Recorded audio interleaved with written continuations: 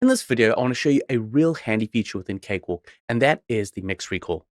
Now, when you're mixing, you might come up with a final mix that you really like, but you might want to do some changes to it and do a new mix.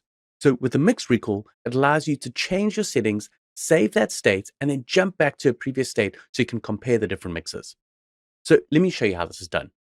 First off, make sure that you've got the mix recall module set up here in the modules.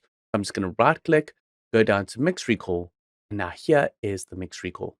And if you click here, you can save new scenes and recall different scenes. I want to save this as my first scene. So let's say save scene, and I'll call it mix one. Now that saved all my settings that I've set up here. Now let's do some changes to the mix. I'm going to play back. Let's see, I feel like the bass needs to come down. I'm going to pull that down, and then maybe the reverb on the guitar, I want that to go up, and then maybe down on the electric piano. And then on my basses here, I just want to also drop the level of the bass and drums. That's just some minor little changes here. Now I can go to the mix recall button over here and save as a new scene. I'm going to call this mix 2. So that is a snapshot of mix 2. Now if I go back to mix 1, watch how it jumps those faders back up, plus those reverb mounts that I set. So look over here, there's the reverb mounts, and look at my faders, and look at my faders over here. Now I'll jump to mix 2,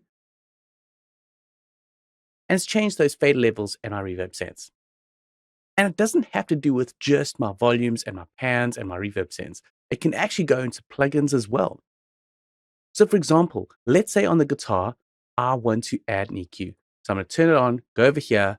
Let's say I just want to add a bit of a bump in the low mids and pull down a bit of the highs. And then also I want to add an effect. So let's go for a compressor. So I'm going to go to my Cakewalk audio effects and then down to a compressor gate. I'm just going to quickly just dial in a setting. So let's just have a longer attack, shorter release, pull down the threshold and up that ratio.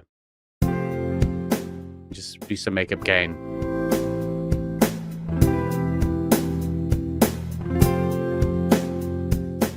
So what I've done there is on this guitar track, I've added an EQ and an effect. And I'm going to save that as a new mix scene. Now, if I jump back to mix 1, it removes that plugin, it removes the changes that I did to the EQ, and replaces all the other parameters that I had set in mix 1. So this is a real handy feature.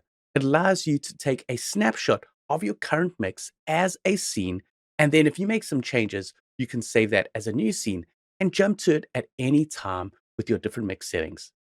So the beauty of this is you don't have to stick to one final mix. You can make your different adjustments and then mix them up here. So really that's the big thing about it. It's comparing your mix choices. You can make a set of mix choices, save that as a new scene, and then create another set of different mix choices and save that and compare the two. A really powerful feature.